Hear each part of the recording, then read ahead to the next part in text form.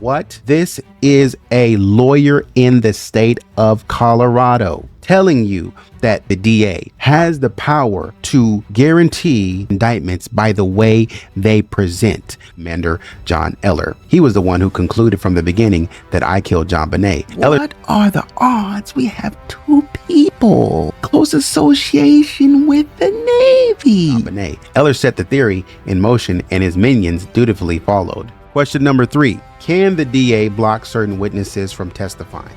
As Steve Thomas told you, man, I've been solving murder cases. I've been a detective for 13 years, man. So you calling these folks incompetent is baseless.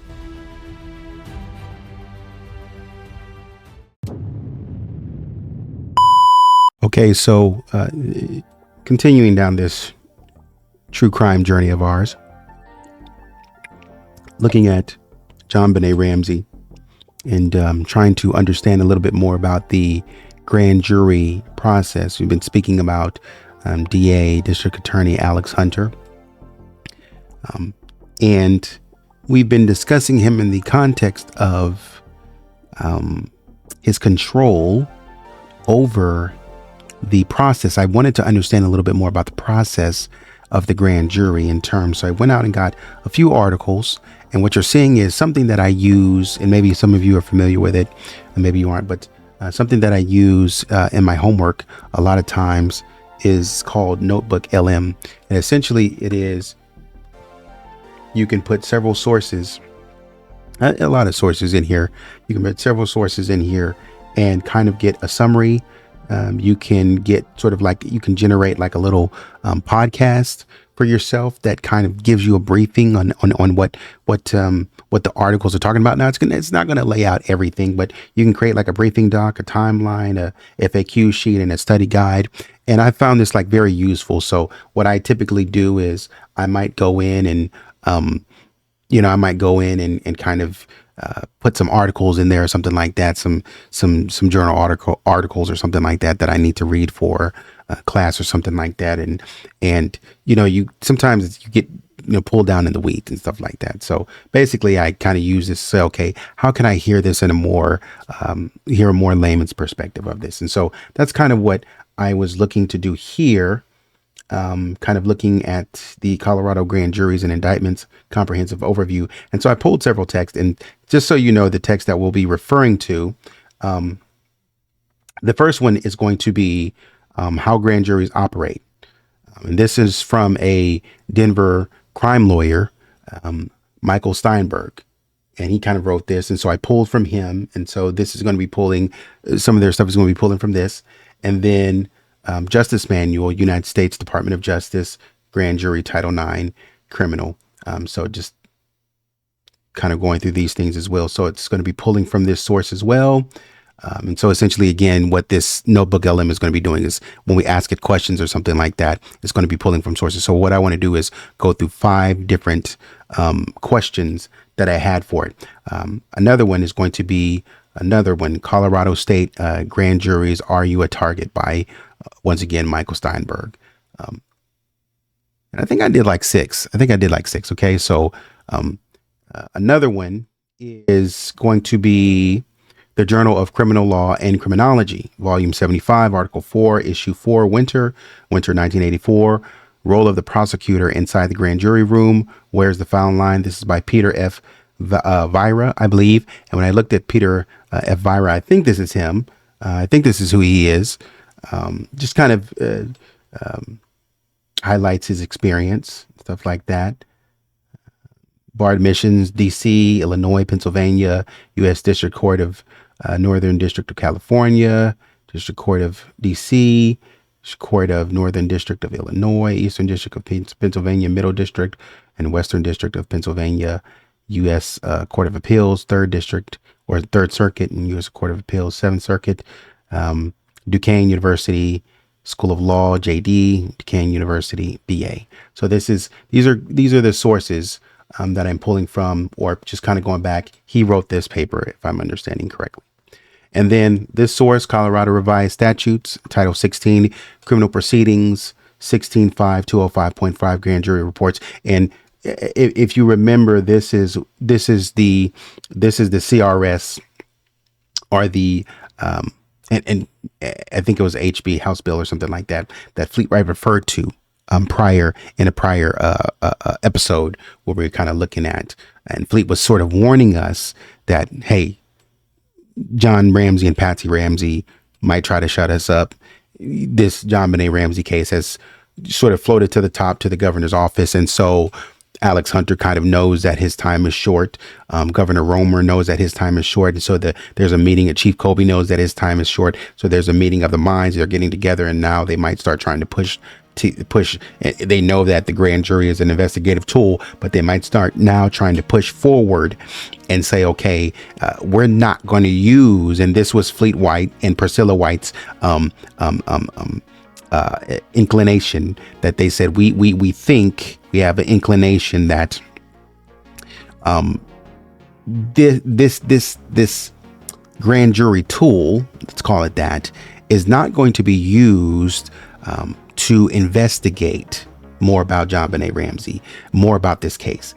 What it's actually going to be used is a way to get us all together, get all the witnesses in this case together, pull them together, get all the evidence together, get it here, and according to this statute, lock it all up under the code of secrecy and lock us all up so we can't say anything to anyone.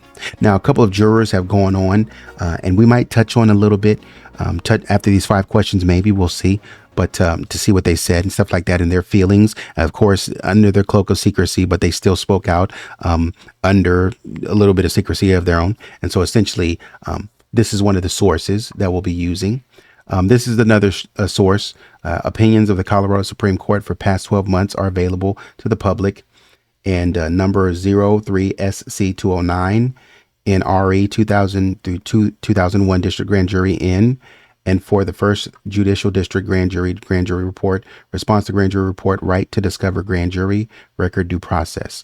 And so kind of talking a little bit about this, advance sheet head note, September 13th to 2004. And I think the last one is going to be grand juries and indictments in Colorado, how it all works. And this is going to be, I forget this guy's name. S House Law is what this is going to be. And so kind of pull in this guy's information as well. So let's jump back to it. And so I had, and essentially, it kind of gives you an overview, right? It gives you an overview. So out of the 7 sources that we pulled together, the overview kind of says this: the provided text explain, and I'll kind of make that bigger for you. The provided texts explain the functions and procedures of grand juries, particularly within the Colorado and federal legal systems. They describe the grand jury's role in investigating potential crimes and issuing indictments or reports, highlighting its differences from trial juries. The sources also discuss the rights and responsibilities of witnesses and targets subpoenaed to appear, including the Fifth Amendment privilege against self-incrimination and the concept of immunity. Furthermore, they address the significant power of the prosecutor within grand jury proceedings and potential grounds for challenging indictments based on prosecutorial misconduct and other irregularities. So, the first question that I want to start with, let me see if I can find it. The first question that I wanted to start with, and we're just going to walk through it. Okay. First question: can the DA choose what evidence they want the grand jury to see? This is important because depending on how the DA frames the case, is there any truth when we accuse or we say or we suggest or we speculate if the DA has some sort of control? Because I'm thinking, this is why this is important, because I'm thinking, and when we think about this JonBenét Ramsey case, as I'm thinking, can the DA sort of, if he has any political push, think about this, think about it this way. A lot of back and forth with Donald Trump, being able to influence or put pressure on the Federal Reserve. And, Jerome Powell saying, oh, no, absolutely not. Donald Trump, the president, doesn't have any influence over us. We're going to stay impartial. We're going to stay independent. So kind of the same thing here. I truly wanted to understand, because I thought that the grand jury was completely independent of the DA. And it turns out I could be wrong. So, first question, can the DA choose what evidence the grand jury sees? The response, according to the 7 sources, yes, according to the sources, the district attorney has significant control over what evidence the grand jury sees. Now, I'm not going to belabor the point and pain you. I might look through some of these because you know how I am. I like to be thorough on that, but I'm going to try not to drag the point out. I really am. So, but what they're doing is, I just want to show you how it works. So they're citing one of the sources, right? They're citing Understanding Colorado Grand Jury's Tactics, Laws, Strategies. And so if we go back and we look,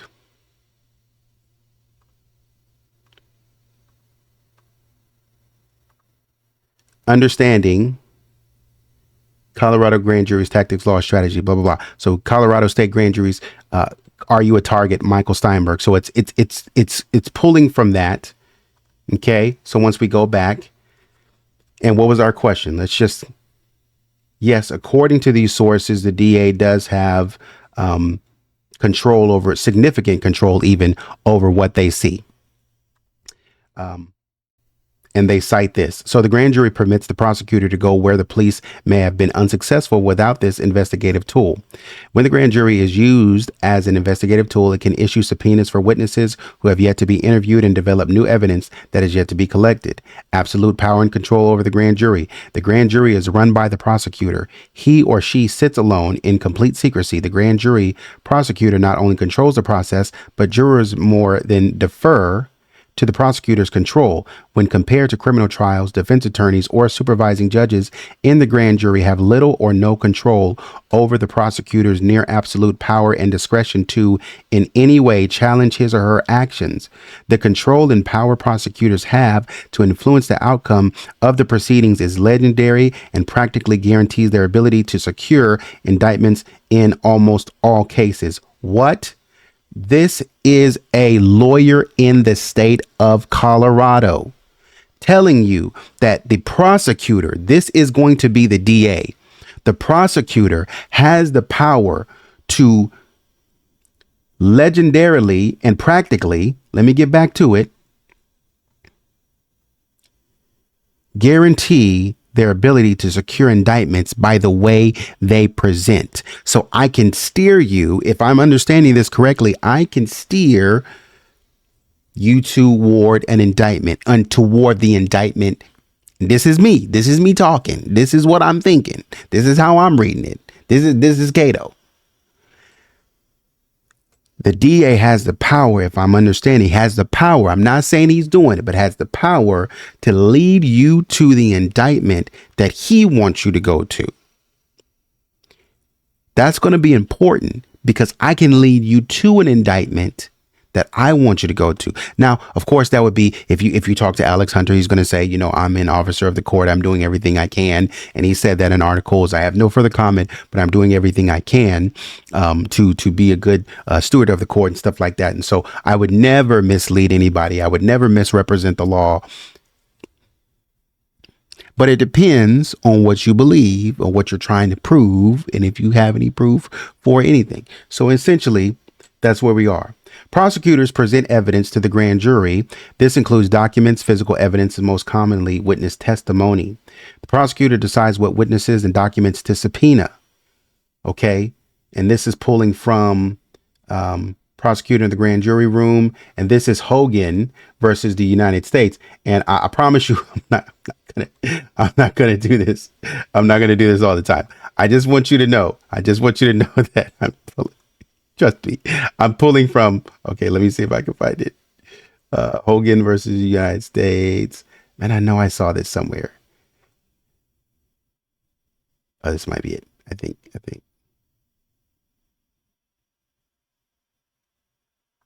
Oh, I know. I just saw it. Hold on. Okay, right here. This is where it's come from. Okay, let me move it in here. I want you to see this. Okay. Prosecutors have an ethical obligation to preserve the status of the grand jury as an independent legal body, United States versus Hogan. Okay. Blah, blah, blah. Grand jury, the prosecutor decides what subjects the grand jury investigates and what witnesses and documents to subpoena. He questions the witnesses. He advises the grand jury on the relevance of the evidence, drafts the charges, advises the grand jury on the law, and requests the grand jury to return an indictment. The grand jury cannot return an indictment without the signature of the prosecutor. The power can easily be misused. The vast discretion vested in the prosecutor and the proceedings inside the grand jury have received little judicial attention. So this lawyer, who seems to know a lot in D.C., Illinois, and Pennsylvania, have been in the district courts, in the Court of Appeals, right? I know what I'm talking about. This man is writing about the role of the DA in the grand jury proceedings. And he's saying, not me, so I don't need to know about the law. All I need to know is this man is saying that this power can easily be misused. Come on. You might be a little bit upset with me, but I know you're mad at me. We just started, but this is crucial, right? Because when we think about how the things play out in the JonBenét Ramsey case, is what you present going to be a huge factor in how people perceive what they're able to do, what they're able to go after, what they're able to fight? Because you got to remember, these people are not lawyers, and we're gonna talk a little bit about. Man, I don't know if I'm be able to do this video because I don't want to just overwhelm you with a lot of stuff, because like my mind is all over the place right now because I read a bunch of stuff. I was on Candy Rose's website, and she had some articles sort of talking about the grand jurors and stuff like that. And I want to go over I want to, kind of look at the grand jurors specifically and whatnot. I want to look at them specifically, and I want to highlight some things, about them that I think are important. And when we think about the grand jury selection process and why that's important, right? Learn a little bit more about the grand jury selection process, because it might not be the same as choosing the jury for a trial. It might be different. So I don't want to misquote, because the way I think when we think about the grand jury process, or we think about the process of selecting jurors, is that, you have the defense attorney and you have the prosecuting attorney, and they're both kind of picking who they want. And it might be, you know too much, or I don't like you, or cross you out, or, people coming for jury duty and, oh, you seem to know too much about the case, or you might be sympathetic to the, prosecution's case, and so you're not sympathetic enough toward my client. So you get out or whatever, or you've seen too much on TV and you get out and stuff like that. And you cross you off the list, you're dismissed, kind of deal. And so maybe the process is a little bit different. Well, that wasn't one of my 5 questions, but maybe we can ask. Okay. And I'm just going to put that in there. How are jurors selected? I'm just going to type that in there and hold it while we go through this. So only the prosecution can call witnesses when grand jury is convened. A defendant does not have the right to present evidence or cross-examine witnesses at this stage. So this means that the Ramseys and their attorneys are not allowed. So when Burke goes in there, you are not allowed in there. So it becomes mighty important.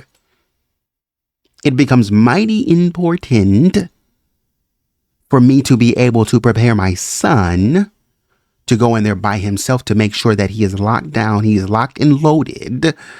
Burke Ramsey needs to understand at 12 years old, I think he was at the time, how to answer the questions, because I cannot go in there with him. And we need to make sure that he is accurately prepared to answer questions from the grand jury and possibly the DA, who might be asking him certain things, in which we know that Michael Caine, and I think it was Levin, came back out and asked about some high-tech boots, according to what Burke had said in the what we think he had said. And maybe Michael Caine, and he said we're not going to discuss it. Linwood was up in arms about where'd you get that information from? And Michael Caine was like, we're not going to get into the grand jury proceedings, but we're just asking about these high-tech boots. So apparently Burke said something to the effect of these high-tech boots in the grand jury proceedings. And so that is and so Linwood would be the defense. And so the defense can't ask anything. Can't even be there, can't cross-examine, can't do anything. You're not even allowed in the building. And so it becomes important. What do you do, right? When you don't have sight in something, what do? You try to get sight.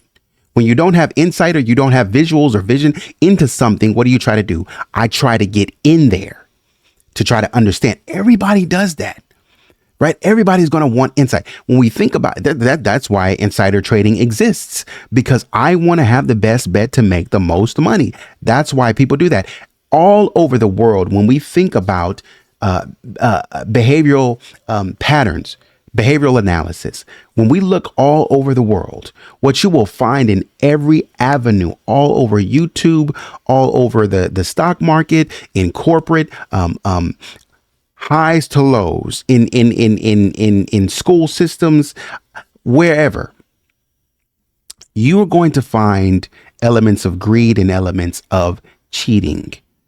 And people are going to cheat. Why? Because somehow, some way, sometimes, or a lot of times, an educated guess based on the asymmetrical information that I have. When I say, asymmetrical information, I mean I only have a certain amount of information, right? You have your there's information that you have that I don't, and information that I have that you don't. So what do we do, right? In the absence of me of certain things, it's like think of an employer. Think of an employer, and this is why negotiation exists. When you think of an employer who is coming to the table and he's saying, I want to hire you for $60K. That's where I really want to be.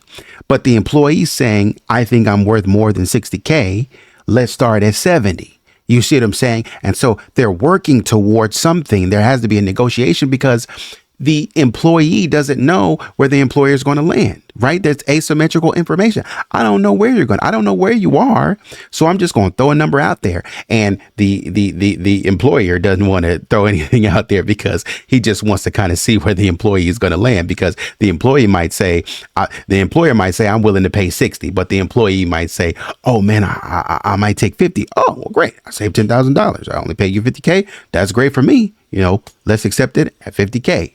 Right. And had the employee known that 60K was on the table, she may have said, dang, I could have gotten 60K at least. But because of asymmetrical information, I had to, you know what I mean? And so that asymmetrical information really gets people. And so what do people do to get around asymmetrical information?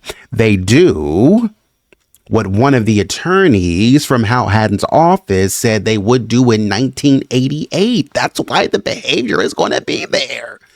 That's why it's going to be there, because they have to know. They will write to you and tell you straight up, I want to know what's going on in this case and what's going on with the grand jury.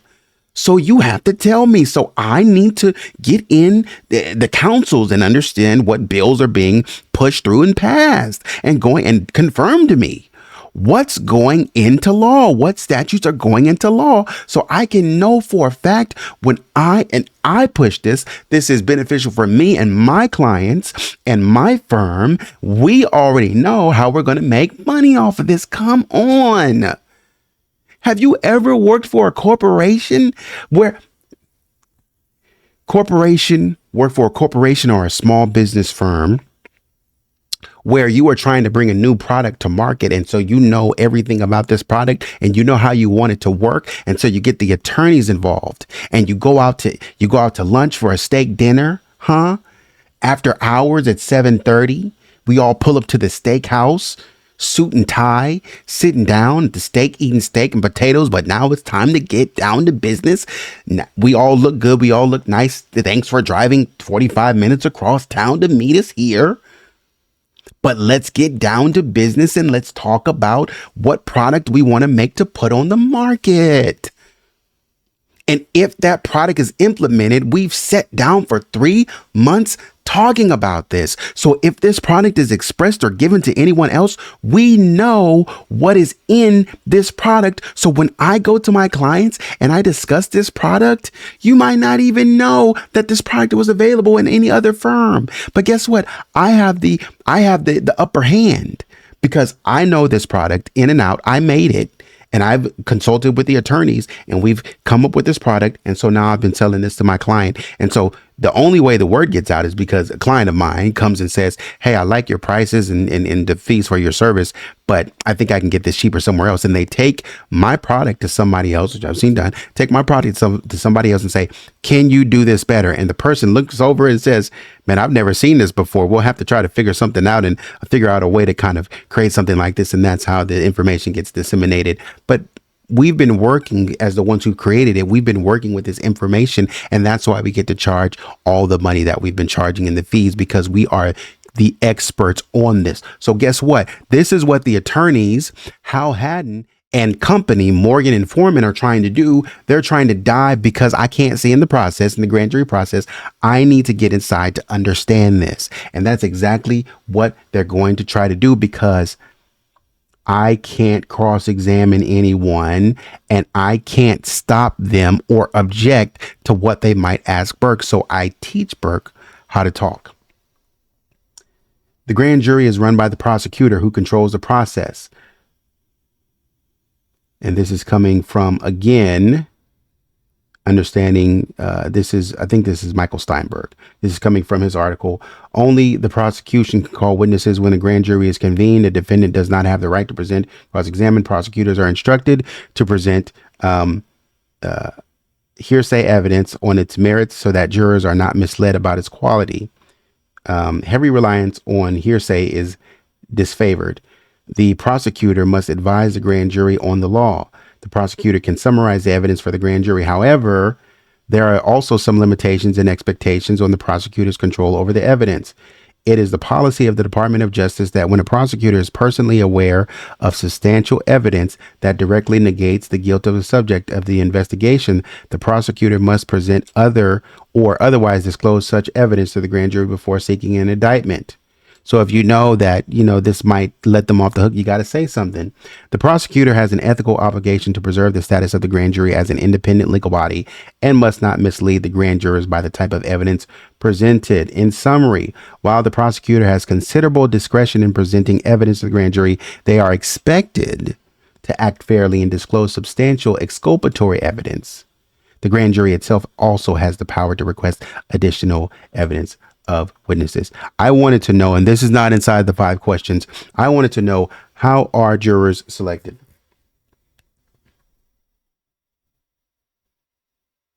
So when we look at the sources, generally grand jurors are selected from the same pool as regular jurors. In Colorado, grand jurors are summoned to investigate suspected criminal wrongdoings. The chief judge in each judicial district is typically responsible for summoning. However, the actual selection of grand jurors is done by the chief judge upon advice of the prosecutors. This contrasts with the selection of trial jurors, where both prosecutors and defense attorneys participate in the process. Okay. The sources highlight the importance of a fair selection process. It's a violation of the Sixth Amendment if the grand jury was not selected from a fair cross-section of the population. Additionally, it violates Equal Protection Clause if grand jurors are excluded due to factors such as sex, religion, color, race, occupation, so on and so forth. In summary, the grand jurors are drawn from the same pool as trial jurors, but in Colorado, they are summoned by the chief judge and selected by the chief judge based on the evidence or based on the advice of the prosecutors. So based on the DA's advice on who he wants to review the evidence, guess what? That's who's going to be looking at the evidence. I have a question now. How old was Alex Hunter when this process was taking place? Let's see. Okay, so I pulled up this digital Denver Public Library digital collections. It says Alex Hunter on his 70th birthday ponders the incident 10 years ago at his home on Wednesday, December 20, 2006 in Boulder, Colorado. Former Boulder DA Alex Hunter talks about his most famous and unsolved crime, the 10-year anniversary of the murder of JonBenét Ramsey. So if in 2006 he was 70 years old, we can work backwards. 2006 minus 70 is going to be 1936. So if this was, let's see, if this happened in, he summoned the grand jury in 1998, I believe. So 1998 minus 1936. He was 62 years old in 1998. That's to hold that, put a pin in that. He was 62 when he summoned that grand jury. And so as we can see, based on his advice, this is who he is. You know what? Real quick. And so Candy Rose is showing these as the grand jury members. James Police, the foreman, Loretta Resnikoff, assistant forewoman,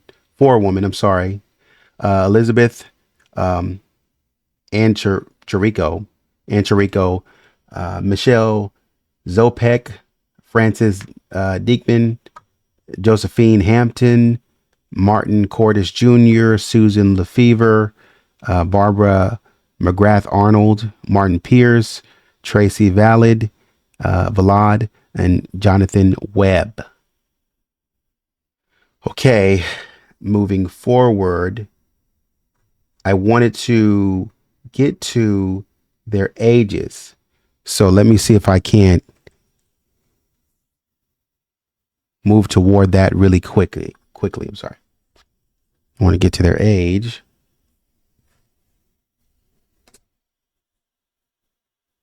I think it was like 60 or something like that. Somebody was, because I just gotta, here it goes. So apparently, as she remembers, she cites James A. Police, foreman, resident of Boulder, or his residence is in Boulder, age 60, right? Age 60, Loretta, 40, Elizabeth, 56, Barbara, 57, Michelle, 40, Francis, 60, Josephine, 63, Martin, 65, Susan, 45, Martin, 38, another Martin, 38, Tracy, 39, Jonathan, 32. So we have 3 young people, I guess you could say. But nobody really, because this is my point, what I'm about to say with this.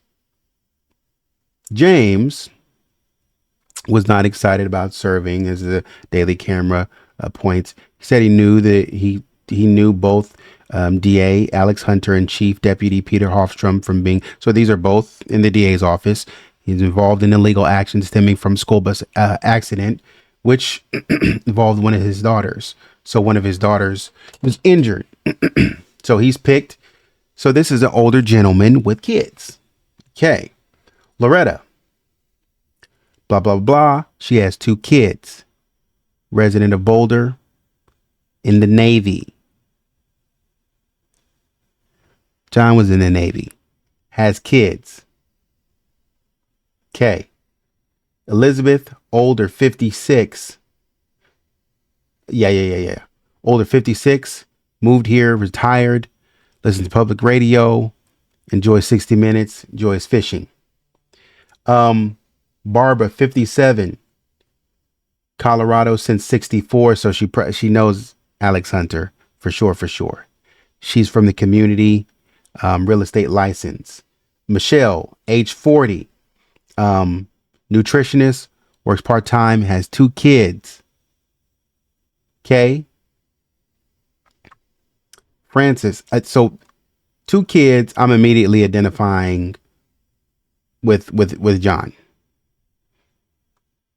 Career in the Navy, the daughter of a career Navy man, somebody who knows what it's like to be in the Navy, born in Japan. John's daughter was born in the Philippines. I got two kids. I know what it's like to be around people in the Navy. I know what it's like to grow up overseas. There's an identification factor there. I'm not saying it's true. I'm just talking. This is just me just talking right now. I'm just saying. I'm not saying it has anything to do with anything. I'm just saying. When we talk about people who could sympathize with kids and whatnot, and I have two kids of my own. Like, these folks have two kids. Exactly what John has. Somebody who understands what it's like to be a daughter of somebody in the Navy. So I'm thinking as a juror, I'm thinking through that lens of, man, he was in the Navy too. Man, I know what it's like to be in the Navy. Man, I understand how it is and the pressure it is. And you start going through all of that. So there's some sort of leeway, that you might give, especially considering JonBenet. Right? Oh, JonBenét Ramsey is the daughter of John Ramsey, and he's a Navy man, and I was the daughter of a Navy man. So I definitely understand. You see what I'm saying? How this works? Come on, man. Okay, I'm just talking. I'm just talking. Don't quote me, and I'm just talking. So where we stay? Francis. Yeah, Francis, mother of three, grandmother of three. Got kids. I know what it's like to have kids. What would I do for my kids? Fan of Judge Judy and the People's Court television programs. Worked in the county's probation office years ago. So she knows the process. She knows how this goes. 60. 63. At 60, got kids and everything. We got something in common. Alex Hunter is 62. Okay. 63. Josephine. 3 children, 3 grandchildren. Told Peter Hofstrom that her career in management had taught her how to keep a secret.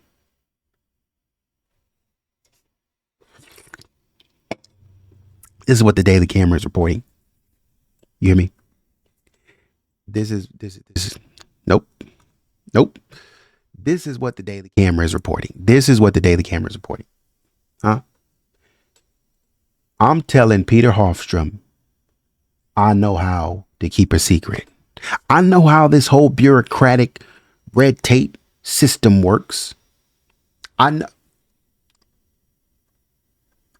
Martin, age 65. Connecticut native, war veteran, served in the Navy on shore patrol. Served in the Navy. How is it?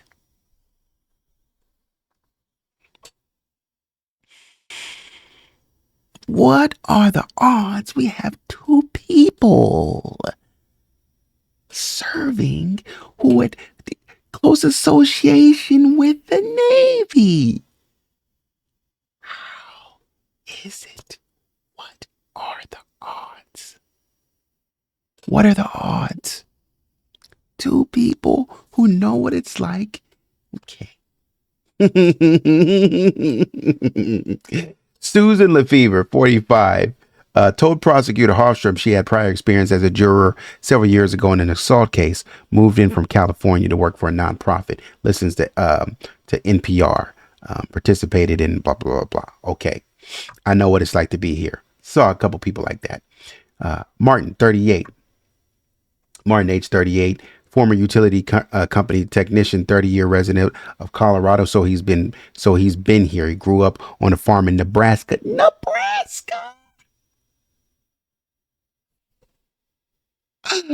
Nebraska? What?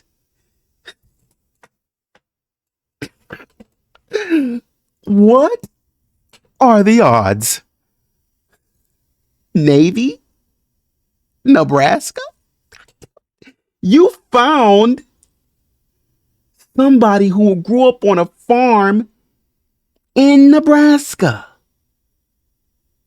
Huh. I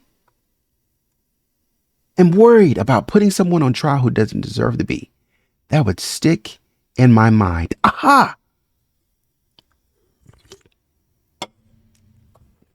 You know who also thinks like that?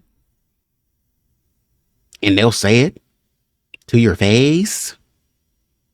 Alex Hunter and his people. I'm not really trying to, when we talk about felonies, I'm not really trying to take people to court or to trial over that. I'm not saying this. This is what they're saying. I really don't want to do it. Oh, Alex Hunter says a man after my own heart. Somebody who's like me. Okay. Why am I so just lost over Nebraska? About me, this is, doing his little thing at Crime Con. So this is a schedule at Crime Con. And anyways, so JonBenét Ramsey, or John Ramsey, father of JonBenét Ramsey.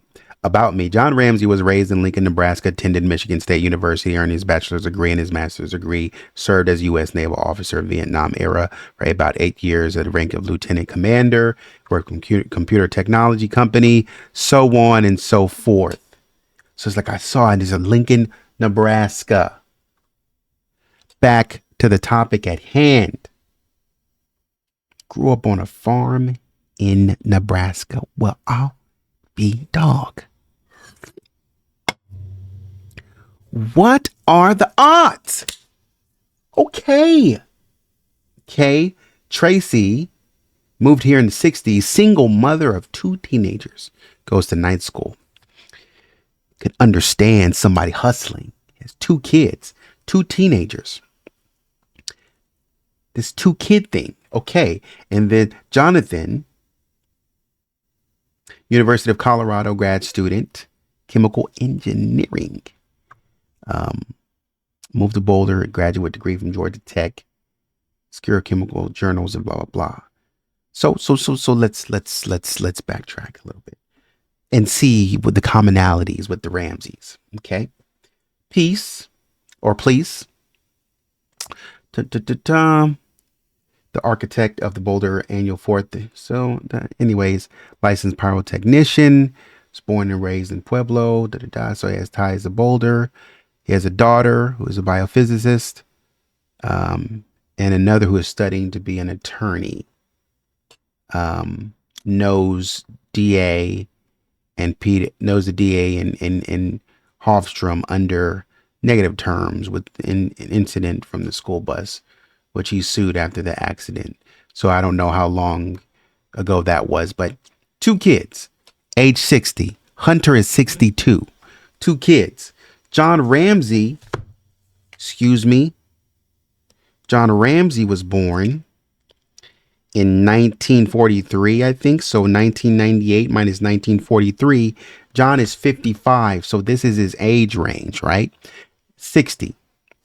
Person with 2 kids. Probably white collar, I would say, identifies well with John and Patsy. Somebody 40 years old, okay, an accountant, 2 kids. Again, we have somebody with 2 kids. White collar, identifies with John and Patsy. 2 kids, white collar job, in business. Navy. Okay. Age 56. In 1998, this would be just a little bit older than John. Retired. Listen to public radio. Nothing but age in common. So we're a little bit older. We think the same. We understand. Maybe not the same, but you get what I'm saying. Age 57. John's age. Okay. Don't know if John likes to do these things. So we're going to say nothing to do with John. So we have 2 people who really have nothing to do with John except for age. Age 40. Michelle, age 40, comes to Boulder, works part-time, 2 kids. Okay. Reads scientific journals. So kind of has that STEM relationship. So when we go up to this biophysicist, kind of STEMmy, a little bit of STEM. Okay. Has something in tune with JonBenét Ramsey with this case. Because you're attached to the parents in some way. And we're picking older people around the age of the Ramseys, or John in particular, and around the age of Alex Hunter. So it's like there's a little bit of bias there. Why do you say that? Because you don't have anybody at age 23 that you've recommended that we see come through. Of course, that's completely somebody's, whatever they said to get out of grand jury, the jury summons or whatever. I get all that.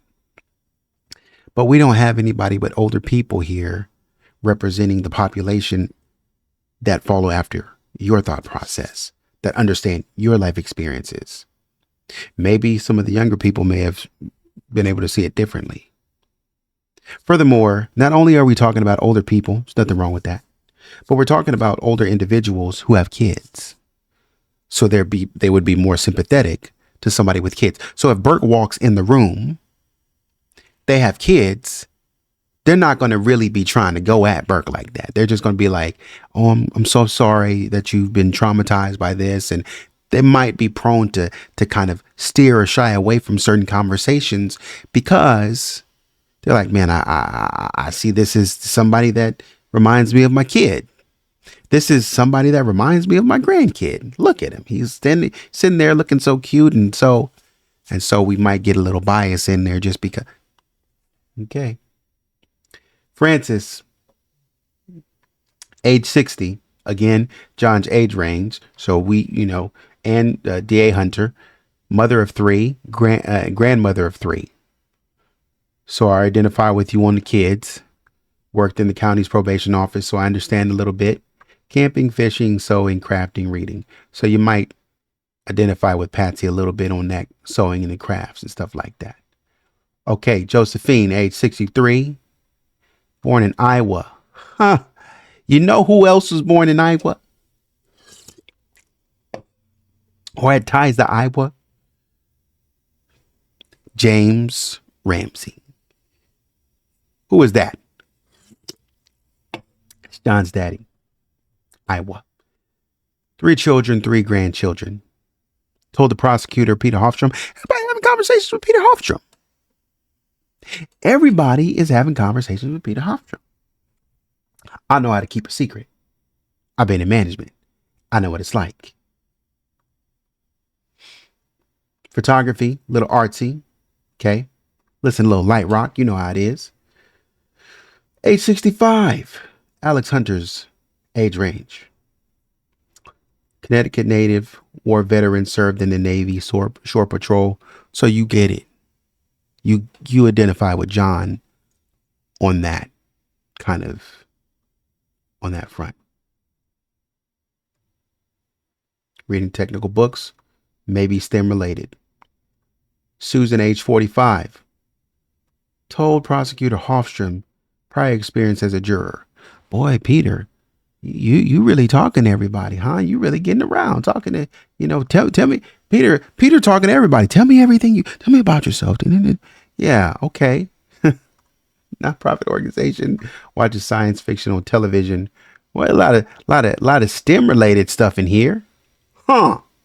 Identifying with John. Mechanical engineering. Think about that. Martin, age 38. Former utility service company, 30-year resident of Colorado, grew up on a farm in Nebraska. We already told you why that's a problem. Okay. That's John's territory. So we see an Iowa and we see a Nebraska ties to John Ramsey. What? And Navy. What are the odds? Age 39, Tracy Villard. Single mother, 2 kids. 2 kids. Ain't nobody with 1 kid up in here. Everybody, if you got kids, you got 2. If you got kids, it's going to be 2 and up. Biking, reading magazines, all such as that. Little rock, little classical music. Age 32. Chemical engineering. Oh, chemical engineering. So you got, it's not mechanical. It's not electrical, but it's a little engineering nonetheless. It ain't going to be the same, but a little engineering nonetheless. University of Colorado. So I may have seen your son on campus. Maybe. I don't know. Probably not. But as a university, if I find out your son went to University of Colorado, boom. Obviously, I think he's going to be older. Oh, 32. Okay, this is in 98. So John Andrew was probably, I think he was 21 when this happened. So he was probably like 23 at this point, I think. John Andrew was born in 76. So he's about 22, 23 at this point. So 10 years younger than this Jonathan Webb, but both University of Colorado students, possibly both alumni at this point, chemical engineer. And that's related to, so I know a little bit, I'm connected to his son, and then I'm kind of connected to you on the engineering tip. Indianapolis, going toward the Midwest. Okay. Know somebody from Indianapolis. Graduate degree from Georgia Tech. Connected to Georgia. John is from Georgia, so I know a little bit about, you see what I'm saying? Now, this the chemical engineering journal reads obscure chemical engineering journals. This is not a problem, but I'm just saying, you know, it's just kind of weird that y'all all kind of circulating and triangulating around this John Ramsey. Let's get back to these questions. So let's move on. So we know the DA has some control over this. Let's get to the second question and how they pick. Let's get to the second question. Can the grand jury subpoena people and evidence without the DA's approval? I want to know if you guys can get past the DA if you need to. That's what I want to know. Okay. The sources indicate that the DA plays a central role, that while the DA plays a central role in the grand jury subpoena process, the grand jury itself and the presiding judge also have authority related to subpoenas. It's not a process entirely independent of the DA's, and it's not a process entirely independent of the DA's involvement. Here's a breakdown. The prosecutor's role. The prosecutor decides what witnesses and documents to subpoena. The grand jury prosecutor will typically subpoena witnesses they believe have information relevant to the investigation or are targets. The prosecutor is one who generally directs the investigation and therefore initiates most subpoenas. The grand jury, on the other hand, grand jurors can subpoena additional witnesses to testify under oath if jurors find it necessary. This suggests that the grand jury has some independent authority to seek information beyond what the prosecutor presents. The grand jury has subpoena power. The presiding grand jury judge has the role of the issuance of subpoenas. This implies that while the prosecutor or the grand jury might request or determine the need for a subpoena, the judge is the one who formally issues it, making it a legal court order. Therefore, the DA has significant control over directing the grand jury investigation and initiating subpoenas. The grand jury isn't entirely reliant on the DA's approval to obtain the information it deems necessary. If the grand jury believes additional evidence or witnesses are needed, they have the power to subpoena them. So I can try to break out a little bit is what I can try to do. I can try to break out just a little bit. So we know that there's a little bit of hard. Let's move on to question number 3. Question number 3. Can the DA block certain witnesses from testifying? This is what I want to know. I want to understand, when we look at this JonBenét Ramsey case, I want to understand exactly, specifically for this case, and that's why I'm pulling from Colorado. I'm not talking about, oh, well, this is typically what happens in most true crime cases, or that's in typical true crime cases. Nope. I want to specifically, I'm not talking about generally in true crime in general. I'm talking about specifically to Colorado. I don't want to hear nothing. Oh, that's on the federal level. I don't want to hear nothing. Okay.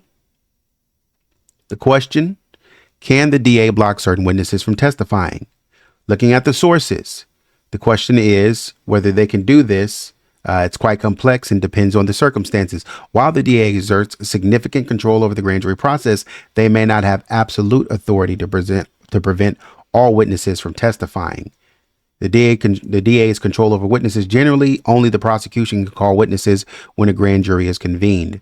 The prosecutor decides what witnesses to subpoena, indicating a strong initial influence by the DA who appears before the grand jury.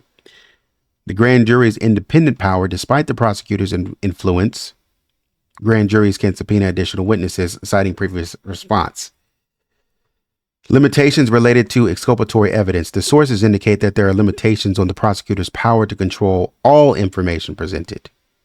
So that's why it's possible that they were able to pull up some people that, may not have wanted, the Ramseys may not have wanted to go, or the DA may not have wanted to go. Like I would think, they didn't want Burke to go. And I think Melinda and I think John Andrew went up to testify as well. And I don't think John didn't want them to go, because I believe John was saying in his book that, man, they subjected my kids to horrible things, but we had to let them do it. Give me a second. Okay. So this is, let me. So this is from The Death of Innocence, what they say about the grand jury. And I'll read a little bit more because it's really weird. And this is from The Death of Innocence, although we were unaware of it at the time, the police had interrogated Burke quite extensively on the morning of December 26th, while we had been at the Whites. How? The morning of the 26th, while we had been at the Whites. I am confused. How did you get to the Whites in the morning time? The morning of December 26th. When exactly did you go to the White's house? When did you have time? You, as I understand it, were there at your home until after 1 p.m. sometime. I am confused. While he had been, okay, I was about to say, I was like, what? Okay, anyways. Although we were unaware at the time, the police had interrogated Burke quite extensively on the morning of December 26th while he had been at the Whites.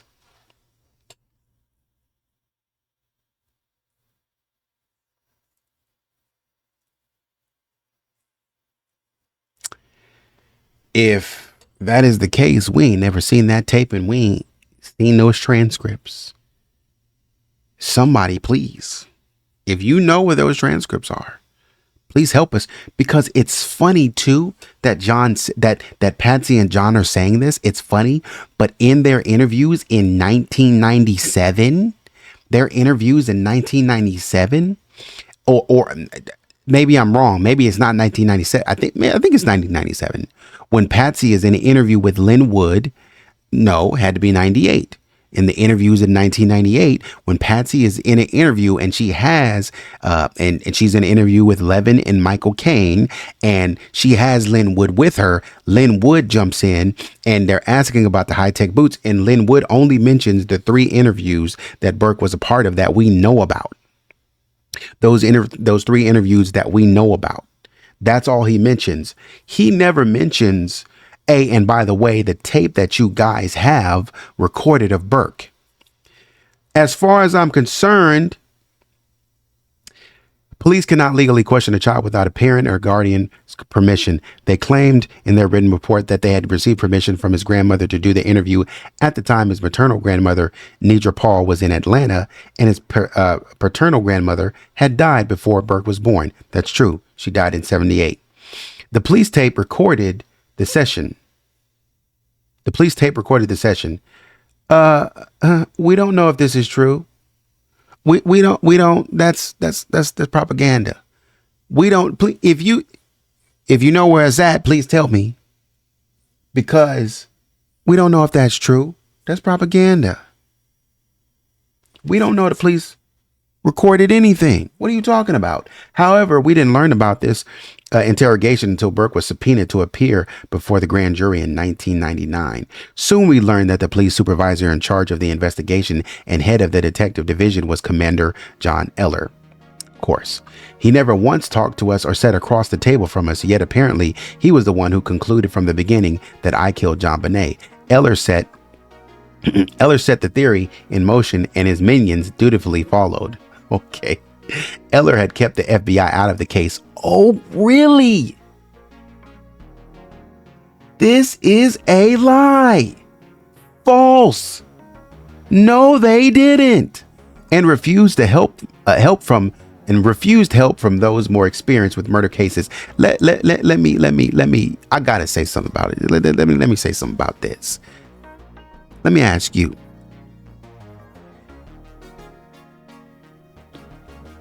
If you, specifically in context of John, well, outside of the context of JonBenét Ramsey case, if you have ridden a bike before and you haven't ridden a bike in a long time, there is a saying in our culture that it's just like riding a bike. You know what? I had gone out for a plane lesson the other day. Just a little discovery flight. And I was talking to the pilot or the instructor. And I said, just like riding a bike. And he said, yeah, just like riding a bike. This saying is so common in our culture, at least in the US. I know it is. It's so common because once you learn how to ride a bike, you never really forget how to ride a bike. I haven't ridden a bike in years, but if I see a bike, I can ride a bike. So let me tell you this. When we think about the fact, put this in context. When we think about the fact that Boulder, Colorado didn't have a lot of murder cases, every year. I think they said they had like one or two, if I'm remembering correctly. Not a lot. That's just enough to get, hey man, I get on the bike once or twice a year. I know how to ride a bike. I may not be investigating a bunch of murder cases every year, but when it comes to this JonBenét Ramsey case, I've been riding the bike once or twice a year. I've been keeping sharp. I've been keeping fresh. Guess what? When you go into a job, guess what? You don't take training sessions all year round. You don't do your little training modules all year round. Guess what? You do them once or twice a year, keeping you fresh, keeping your breast updated on the newest or the most recent harassment what is it, modules or something like that, news or statutes and stuff like that, making sure that you're staying abreast of the information. Why? Oh, I've already taken this module. I've already seen this in years past. I took this last year. Yeah, but we want you to stay abreast and we want to make sure that you're learning it, right? So it's just like riding a bike. So just because I'm not solving murder cases every day doesn't mean I'm inexperienced in murder cases. As Steve Thomas told you, man, I've been solving murder cases. I've been a detective for 13 years, man. We've seen this in a small town. I went to the big city in Atlanta, Georgia, and I came back down to a small town. I was raised in a small town, so I know what this looks like in a small town context. Then I went to a big city. I know what it looks like in a big city context when you have a bunch of this stuff coming at you. And then now I'm back in a small town, so I know what it looks like. So even though I don't do this every day because we have a generally safe town, guess what? I know what I'm doing. I know what I'm talking about. So you calling these folks incompetent is baseless. Just because I'm not solving murders every day doesn't mean that I don't know what I'm talking about. What are you talking about? Refuse help from those more experienced in murder cases. How do you know? You don't know these folks and what they know. You don't know if they're more experienced. You don't know if they're twiddling their thumbs in Denver. What are you talking about? Such as the Denver Police Homicide Unit, who had offered their help and expertise. Boy, you don't know what they said. Stop. What are you talking about? Apparently, easily threatened, Eller took an extremely defensive attitude toward anyone outside the local police department. You don't know that. Propaganda. His refusing expert help is the most critical mistake for which I hold the Boulder Police accountable. You can't hold them accountable because you don't know that. That's propaganda. Only after our attorneys confronted Peter Hofstrom in a face-off did the police release JonBenet so we could bury her. I knew this was the case, and I appreciate you, John, for saying it. Y'all remember, and I don't know what video it is, when we were looking at the timeline, And I was saying, okay, you have the 26th. I said, man, dang, they really turned it around fast to go to get her down there on the 31st. And then John flew down there and John and Patsy, John Ramsey, Patsy Ramsey, and Burke Ramsey, they flew down there on the 29th or the 30th or something like that. They flew down there to Georgia to be ready for the service, to get their arrangements and stuff like that. I said, man, they really had to fight to get that body off the table fast, because after I think the 27th,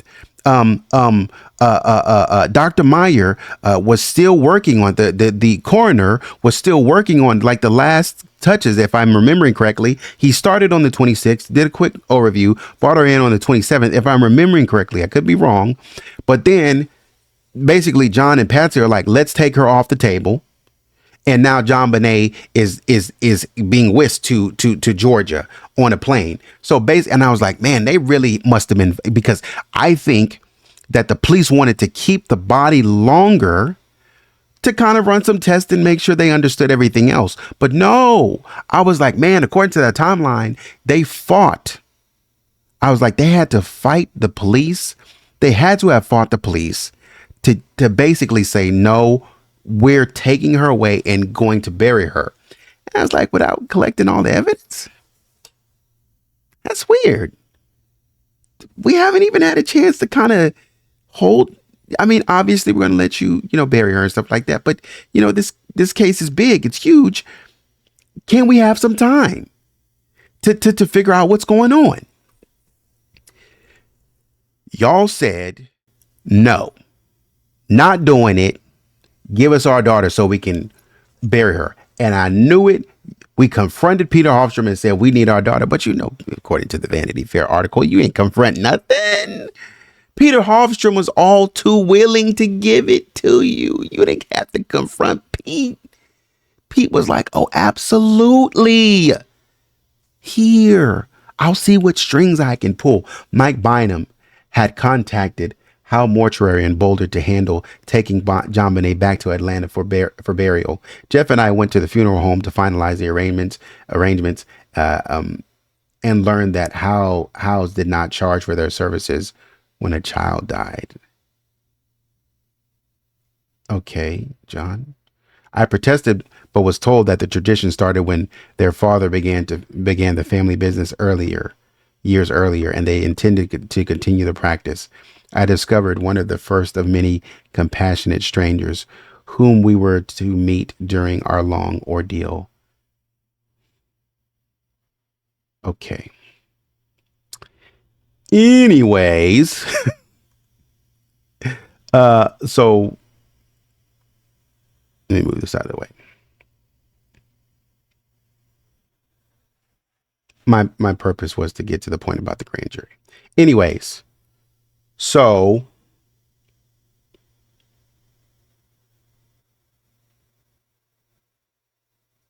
we had been accused by the media of not cooperating with the police in spite of interminable interrogations, providing hundreds of personal records, including our bills, household records, and giving permission to the police to scour our home inch by inch for as long as they chose. I wrote a letter to the district attorney dated April 11th of 1998 to emphasize our desperate desire to work and find the killer of our child. Now, this is in 1998. This is when they were talking about trying to convene a grand jury. And so he finally says, okay, it's probably coming. So let me write to the district attorney. He says, "Dear Mr. Hunter, I am writing this letter because it seems difficult at times for us to communicate through attorneys who are focused on protecting my rights as a citizen." That's unnecessary. I want to be very clear, right? I want to be very clear on our family's position. We have no trust or confidence in the Boulder police. Give a crap about that. I don't care about your opinion. They have nothing to do with this letter. They have tried from the moment they walked into our home on December 26th of 1996 to convince others that Patsy or I or Burke killed JonBenet. But the FBI said it's a 92% chance that it's the parents, John. That's what the FBI said. I'm confused. So on day one, they had a problem with you guys, but we haven't even had a chance to convince others that we did it. I will hold them accountable forever for one thing: not accepting help from people who offered it in the beginning and who could have bought a wealth of experience to bear on this crime. You're not going to hold them accountable for lying on you? You know what? I won't hold them accountable for lying on me. I won't hold them accountable for thinking that we did it. What I will hold them accountable for is not accepting help from people who could have bought a wealth of experience to this crime. Yeah. But did you do it? I want you to be clear about that. Tell me, give me 1 and 2 on that. Tell me number 1 first and then number 2 on that. I will hold them accountable for not accepting help. What's help got to do with it? If what's help got to do with it? What's help? Anyways. Number 2, we, myself, Patsy, Burke, John, Andrew, Melinda, will meet anytime, anywhere for as long as you want with investigators from your office. If the purpose of a grand jury is to be able to talk to us, that is not necessary. We want to find the killer of our daughter and sister, and we'll work with you 24 hours a day to find it. But see.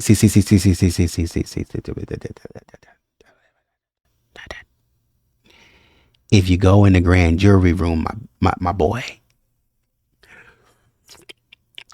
If you go in the grand jury room, my boy, you can't have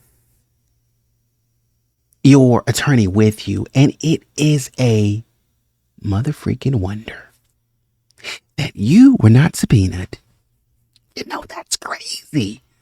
Why was John and Patsy, why were John and Patsy Ramsey not subpoenaed in the death of their own daughter, precious little JonBenét Ramsey? Why were you not subpoenaed? I'm confused.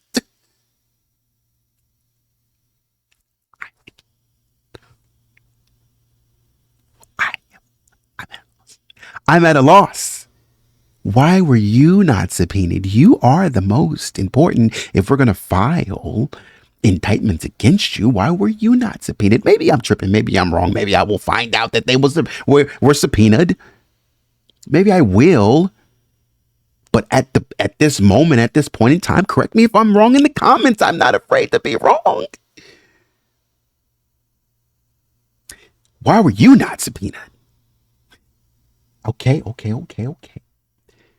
If we are subpoenaed by the grand jury, we will testify regardless of any previous meeting with our investigators.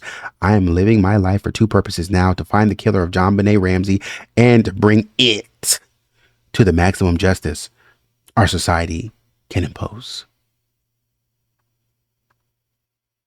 Okay, Mr. Ramsey, I appreciate you. This is the point to where I wanted to get to. This is where I wanted to get you to. Imagine my feelings when in 1999, a Christian television program introduced Patsy and me as the most hated couple in the world.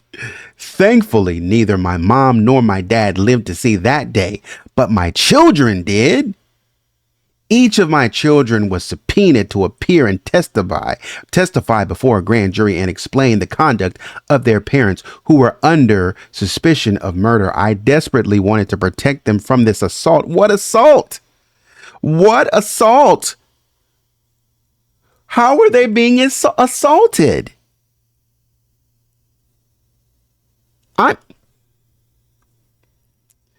Assault where? You know, you really been dramatic. They call me dramatic, but you really been dramatic right now, John. And this is coming. I'm sorry, I didn't tell you. I switched over to the other side of suffering. This is where this is coming from. This is the other side of suffering. This is John's book.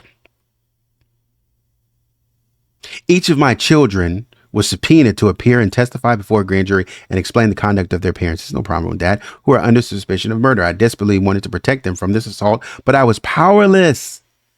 I imagine our 12-year-old child, Burke, having to testify before a grand jury. Imagine Melinda, who was 5 months pregnant. I was wondering if she was pregnant at the time. I just wanted to know.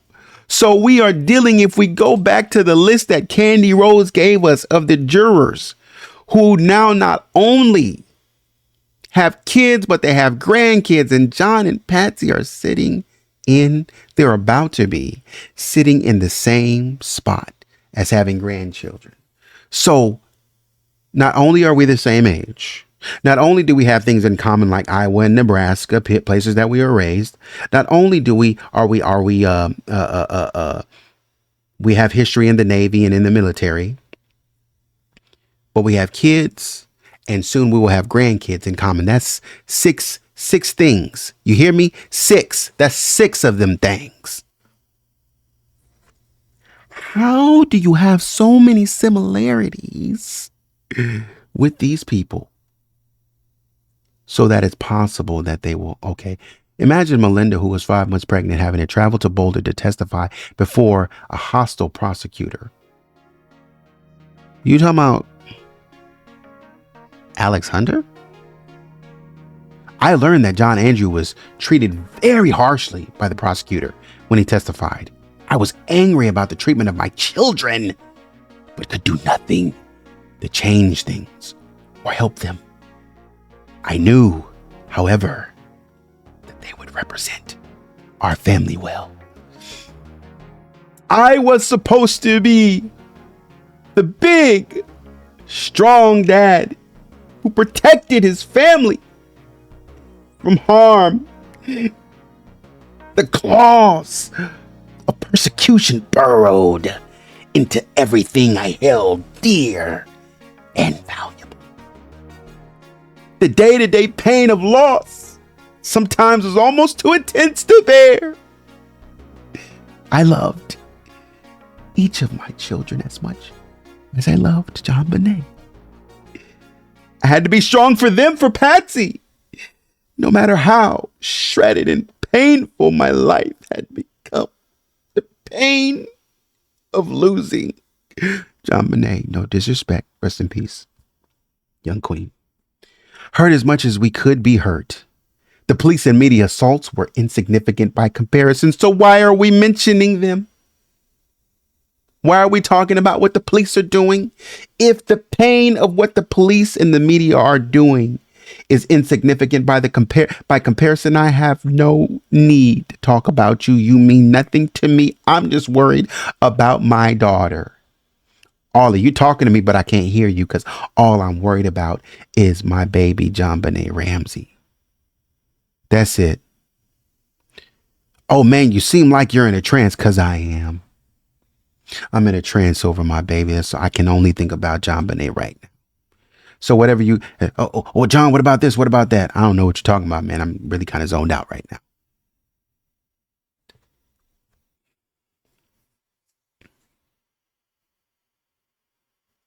Anyways, you get the point.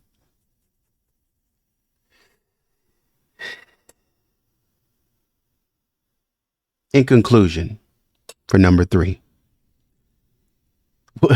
while the DA has significant control over who is initially called to testify before the grand jury, their power to block all witnesses is not absolute. So we need to pull in some of John's family so we can try to understand them. And so this is where I think the grand jury would have gone to the lengths to, as John is complaining about, go get Melinda, go get Burke, go get John Andrew to testify, because we want to know. Furthermore, targets of an investigation may request to testify, and prosecutors have ethical obligations that could be compromised by improperly preventing relevant witnesses from being heard. Therefore, while the DA can influence who testifies, actively and unfairly blocking crucial witnesses, particularly those with exculpatory information, could be challenged. I remember when I was looking at the list of witnesses, and we'll talk a little bit more about that. I remember when I was looking at the list, I only saw Tom Trujillo. Now, if you remember, A lot of the times when Tom Trujillo was interviewing the Ramseys, guess who was there with him? Steve Thomas. Guess who I did not see on the witness list? Correct me if I'm wrong, and I haven't gone through it extensively, so he may be there. Guess who I did not see? I did not see Steve Thomas on that list.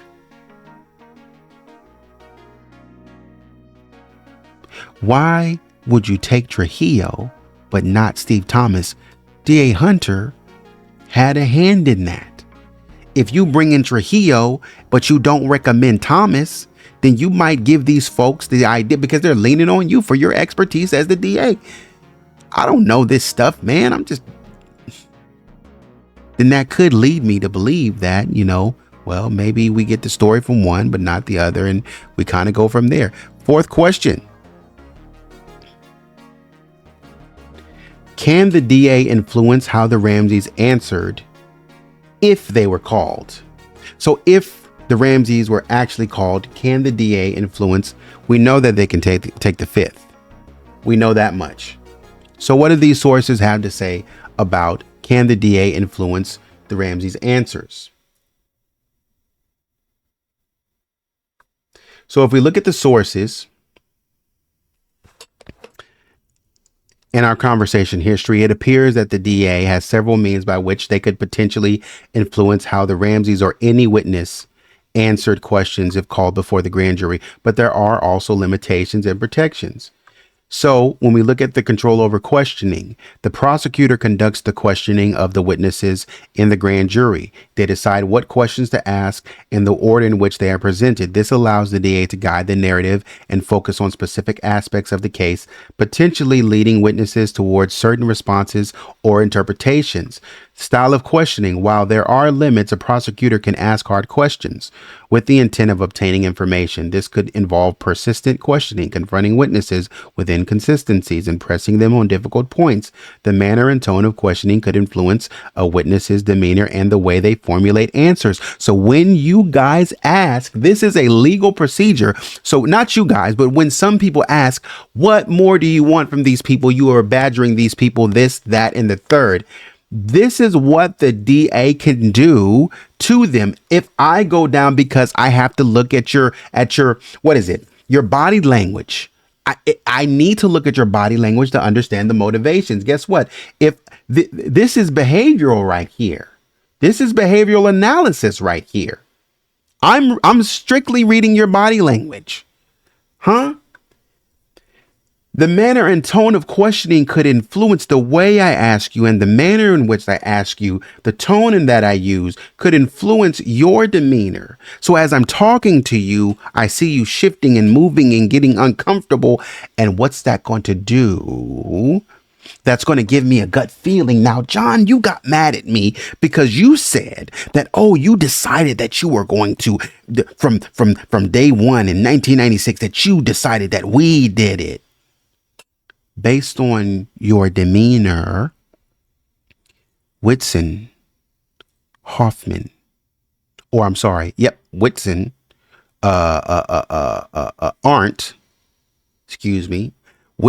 Arndt,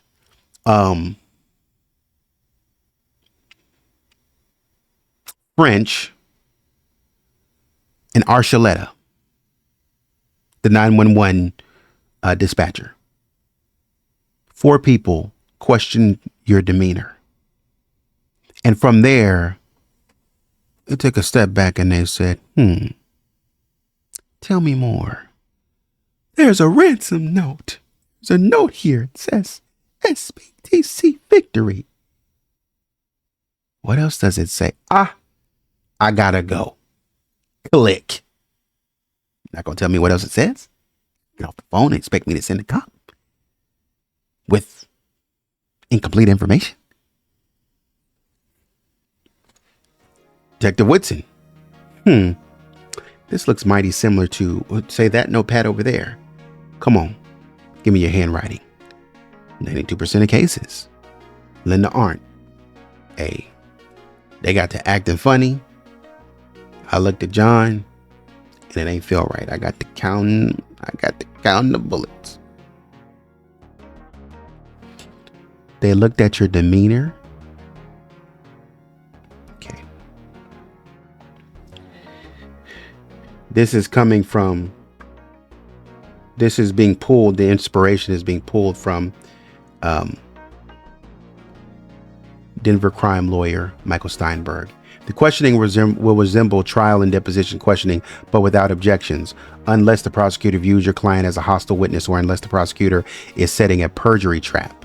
However, the questioning will not be as searching and lengthy as a trial or deposition testimony. The prosecutor wants to elicit enough to make a prima facie, I hope I said that right, case against the target to commit your client to a favorable version of events, your client to a favorable version of events on the key points without eliciting details that defense later can prove to be inaccurate. Get back to my chat. I can push you to understand and lock you into a timeline. That's what I'm trying to do. I am trying to lock you into a timeline so you cannot get away. Tell me what it is, and I don't want you to squirm otherwise. You know, the Ramseys should have been in that room so we could lock down some of these inconsistencies. They should have been the first ones in there. Advising on relevance, the prosecutor advises the grand jury on the relevance of the evidence. So going back to the question is, can the DA influence the Ramseys' questions or how they answered if they were called? Advising on relevance, the prosecutor advises the grand jury on the relevance of the evidence. The guidance could subtly shape how jurors perceive the witnesses' answers and their significance to the investigation. Potential for perjury trap. A prosecutor might intentionally or unintentionally create a situation that could lead to a witness committing perjury. By focusing on specific details or past statements, they could elicit answers that are later proven false. Even if the initial discrepancy was due to memory or misunderstanding, the threat of perjury charges could influence a witness to be more cautious or to tailor their answers in a way that they believe aligns with the prosecutor's expectations. Summarizing the evidence. At the close of the investigation, the prosecutor may summarize the evidence for the grand jury. This summary could frame the witness's testimony in a particular light, influencing how the grand jury interprets their answers within the broader context of the case. Control over the information presented. While the grand jury has the power to subpoena witnesses from our previous response, the DA largely controls the initial presentation of the evidence, including which witnesses are called first and the sequence of information. This control can influence the context in which the Ramseys' testimony, if given, would be heard and interpreted by the grand jurors. So in light of all the other information, if the Ramseys were to be called, based on what we've heard before, this is how we are shaping and putting what they're saying in the context. It's crucial to note the limitations, though. Witnesses' right to counsel. Witnesses, including targets, are permitted to have their lawyer present outside the room. Right against self-incrimination. You can take the fifth. Of course, you can take the fifth. I know that. Limitations of prosecutorial misconduct. Prosecutors have an ethical obligation. You cannot badger or berate the witness. Of course, you to simply berate witnesses simply to discredit them. You can't beat them up. You shouldn't be beating them up. That's where the objection can come in a regular trial, but not in this. Grand jury independence. While influenced by the prosecutor, the grand jury is meant to be an independent body. Jurors can ask their own questions, can request to hear from additional witnesses. So in the hypothetical scenario that the Ramseys are being called to testify, a DA could attempt to influence their answers through the way the questions are framed, the persistence of questioning, and the overall direction of the examination. However, the Ramseys would have rights, including the right to counsel, right against standing outside, self-incrimination, which could help protect them from undue influence. Additionally, the grand jury itself has some capacity to be independent. And then the last question, number 5. Could there have been backdoor conversations between the DA and the Ramsey defense team? The most important question that I want to know. Could there have been backdoor conversations between them?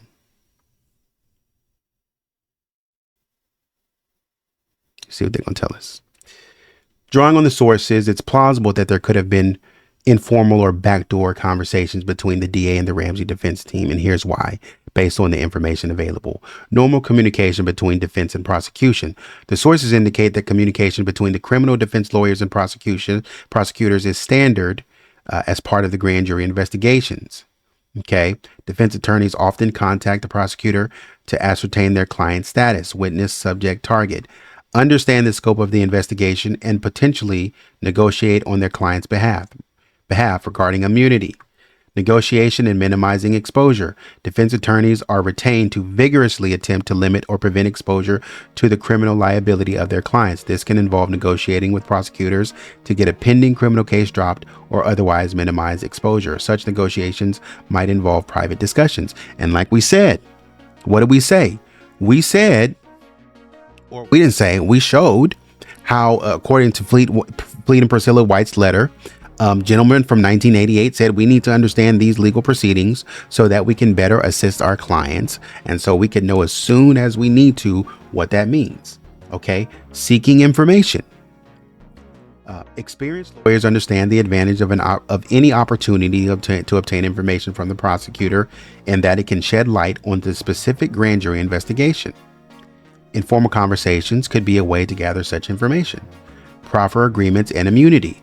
Discussions about proffer agreements, limited immunity, or full immunity would likely involve direct and potentially private conversations between the defense and the prosecutor. These conversations aim to determine if cooperation from the Ramseys would be beneficial to the prosecution and what protections could be offered in return. Ethical considerations. While communication is normal, prosecutors have an ethical obligation to preserve the status of the grand jury as an independent legal body and must not mislead grand jurors. According to our previous response, any backdoor conversations would need to be conducted in a way that does not compromise the integrity of the grand jury process. For instance, the prosecutor should not be making secret deals that undermine the grand jury's ability to make independent decisions based on the evidence presented to them. Well, these conversations have already been had. This stuff has already been had. Steve Thomas told us that information confirmed by the Vanity Fair article, information in his letter that he made public. He wasn't hiding it. He was like, hey, man, look, we are giving these people evidence, right?